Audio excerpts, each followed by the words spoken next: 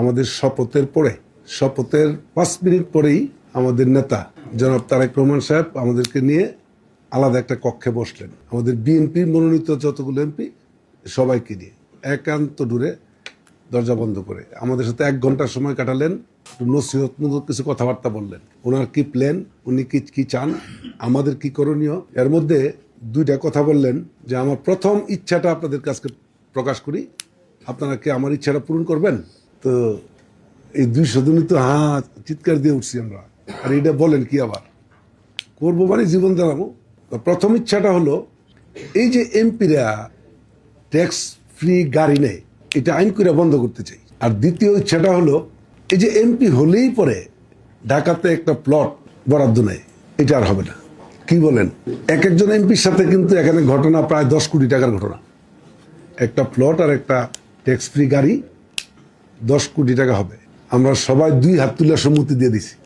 এই সম্মতিটা দেওয়ার পরে আমাদেরকে বলছে, সম্মানিত এমপি মহোদয়, আমি আজকের পর থেকে কোনো একজন সদস্যের বিরুদ্ধে এমন কোনো কথা শুনতে চাই না যেই কথাটা শুনলে পরে আমি বিব্রত হব, আমি বিব্রত হই। আর শুনে রাখেন, এমন কোনো ঘটনা, এমন কোনো কথা, এমন কোনো কাজের কারণে আমি যদি বিব্রত হই তাহলে কিন্তু তার পরিণাম খুব ভালো হবে না, তাকে শাস্তির আওতায় নিয়ে আসবো। 2টা জিনিস দিয়ে দিছি, পরে কি পুরস্কার দিচ্ছে দেখছেন নি? গাড়ি আর বাড়ি দিয়ে দিলাম, পরে পুরস্কারটা কি দিছে? শাস্তির আওতায় নিবে যদি দুর্নীতি, অনিয়ম, 2 নম্বরই কিছু আমরা করি। আমরা এটাও কিন্তু ওনাকে ওয়াদা দিয়ে আসছি যে ইনশাআল্লাহ আপনার শিষ্য আমরা নতুন বাংলাদেশ গড়বো আপনাকে সাথে নিয়ে।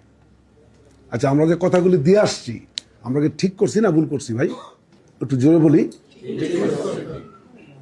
পারবো তো? ওনারা যে কথাটা দিয়ে আসছি, এই কথাটা রাখতে পারবো না?